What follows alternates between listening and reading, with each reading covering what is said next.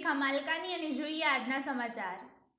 Indian red cross society Gujarat રાજ્ય શાખાના chairman Ajaybhai પટેલના માર્ગદર્શન હેઠળ ઉનાળાની કાળઝાળ ગરમીમાં લોકોને ઠંડક અને રાહત મળી રહે તેવા ઉમદા હેતુથી સમગ્ર રાજ્યમાં જલધારા પ્રોજેક્ટ અંતર્ગત ઠંડા પાણીની પરબનો પ્રારંભ કરવાનો નિર્ણય લીધો છે, જે અંતર્ગત અરવલ્લી જિલ્લા ઇન્ડિયન રેડ ક્રોસ સોસાયટી દ્વારા મુખ્ય મથક મોડાસા શહેરના ઉમિયા મંદિર, ચાર રસ્તા, પોલીસ ચોકી અને શામળાજી રોડ ઉપર આવેલા ઇન્ડિયન રેડ ક્રોસ સોસાયટીના કાર્યાલય નીચે ઠંડા મિનરલ પાણીની પરબ શરૂ કરવામાં આવી, જેમાં મહંત વિષ્ણુ પ્રસાદ શાસ્ત્રીજી, ઇન્ડિયન રેડ ક્રોસ સોસાયટી